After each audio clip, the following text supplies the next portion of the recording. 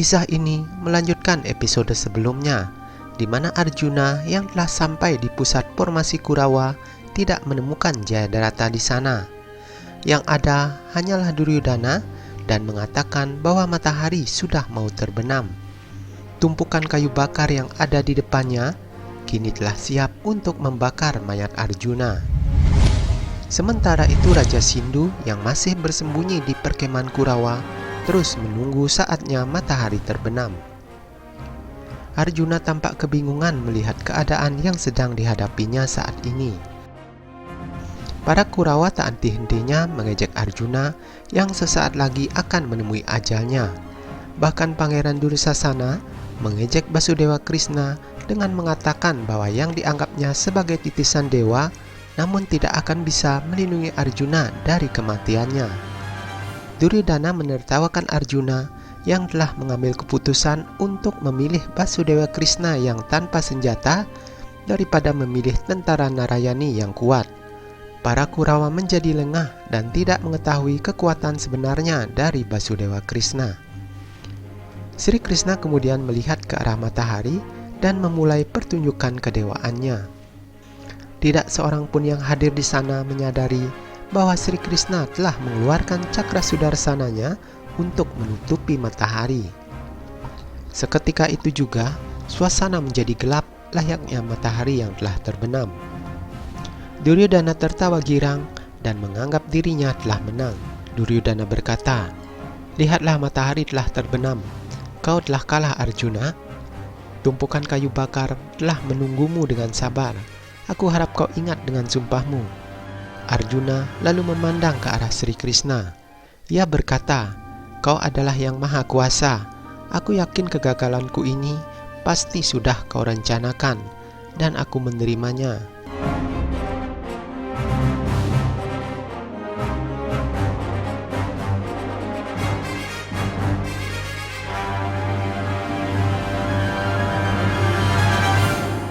Di tempat lain, Sangkuni yang melihat adanya keganjilan pada terbenamnya matahari langsung mencurigai bahwa itu adalah perbuatan Basudewa Krishna. Arjuna yang telah turun dari keretanya berjalan menuju tumpukan kayu bakar yang ada di depannya. Sri Krishna hanya memandang Arjuna dari atas keretanya. Sementara itu Jayadrata tengah memacu kudanya menuju ke medan perang serta membawa obor untuk membakar Arjuna. Keempat Pandawa lainnya juga telah tiba di tempat tersebut. Duryodhana menyambut mereka dengan nada mengejek. Arjuna terus melangkahkan kakinya dan mendekati kayu bakar yang ada di depannya. Bima mencoba menghentikan langkah Arjuna, namun dicegah oleh Yudhistira. Yudhistira berkata, "Arjuna tidak akan berhenti hari ini. Hari ini kita semua akan bertemu dengan kekalahan kita." Tak lama berselang, Jayadrata pun muncul di hadapan Arjuna dengan membawa sebatang obor dan siap untuk membakar Arjuna. Jayadrata berkata, "Lihatlah aku di sini untuk membakar mayatmu. Matahari kini telah tenggelam, tapi aku masih hidup." Sambil tertawa, Jayadrata masih belum menyadari bahaya yang sedang mengancam dirinya. Namun tepat di saat itu, Sangkuni pun tiba di tempat tersebut. Sangkuni hanya menggeleng-gelengkan kepalanya saja. Ia berpaling kepada Sri Krishna dan berkata, "Basudewa Krishna, kenapa cakra sudarsanamu menutupi matahari?" Semua yang hadir di sana tersentak kaget mendengar ucapan Sangkuni. Mereka berpaling ke arah matahari dan melihat kenyataan bahwa matahari belumlah terbenam. Basudewa dengan tenang menjawab pertanyaan Sangkuni bahwa dirinya tidak bisa membuat matahari tenggelam. Namun dirinya pasti bisa membuat suasana seperti matahari telah tenggelam. Kegembiraan Kurawa telah sirna. Kini berbalik, Jayadratalah yang bersiap untuk menemui ajalnya. Arjuna hanya tersenyum melihat kecemasan yang ada di wajah Jayadrata.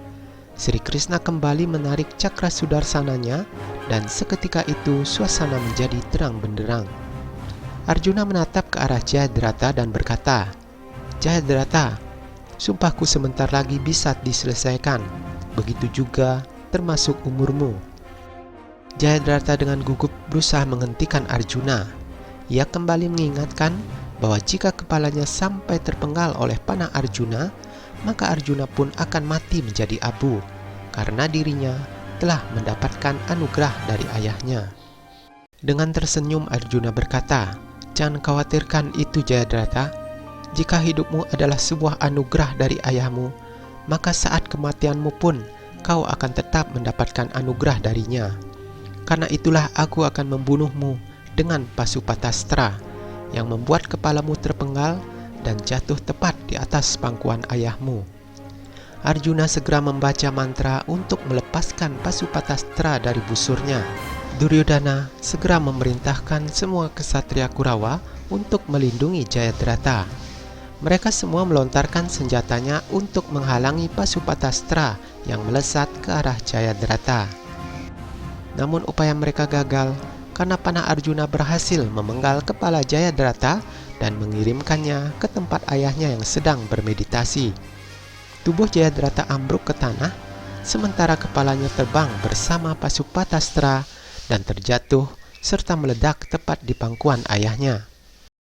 Dengan sisa kemarahannya, Arjuna berkata, "Dengan cara yang sama, semua pendosa akan menemui ajalnya di medan perang ini.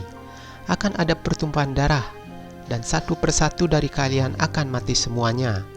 Siapa yang lebih banyak berbuat dosa, dia akan mati di akhir peperangan ini, hanya setelah dia melihat kerusakan dari seluruh kemampuannya dan merasakan sakit yang sangat atas kesalahannya." Ancaman Arjuna itu membuat ciut nyali para Kurawa. Malam itu Kurawa berkumpul untuk menyusun strategi pertempuran esok harinya. Raja Madra mengejek kemampuan Duryodhana yang begitu arogan dan meremehkan kemampuan lawannya. Adu mulut pun terjadi di antara mereka. Duryodhana mengingatkan kembali temannya untuk segera membunuh Arjuna pada pertempuran esok hari. Raja Anggakarna memastikan bahwa senjata dewa yang ia miliki saat ini hanya diperuntukkan untuk membunuh Arjuna. Dursasana mendesak Karna agar segera menggunakan senjata dewa itu untuk membunuh Arjuna saat ini juga. Raja Anggakarna berkata, "Senjata itu tidak bisa digunakan untuk saat ini, Pangeran. Hanya ketika musuh berdiri di hadapanku di medan perang saja baru senjata itu bisa digunakan." Sangkuni pun menanggapi perkataan Karna, "Siapa bilang musuh tidak dapat berdiri di hadapanmu saat ini?" Guru Drona mengingatkan bahwa setelah matahari terbenam, pertempuran tidak boleh terjadi karena hal itu bertentangan dengan aturan perang yang ada. Sangkuni menyampaikan usulannya kepada Duryodhana bahwa mereka harus menyerang Pandawa malam ini juga.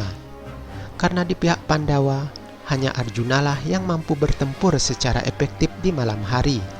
Dan pada saat itu pula, Raja Karna akan mempunyai kesempatan untuk berhadapan dengan Arjuna dalam pertempuran tersebut. Nah, bencana apakah yang akan terjadi pada Pandawa saat mereka sedang melakukan upacara kremasi terhadap jenazah Abimanyu? Nantikan kisahnya dalam episode selanjutnya.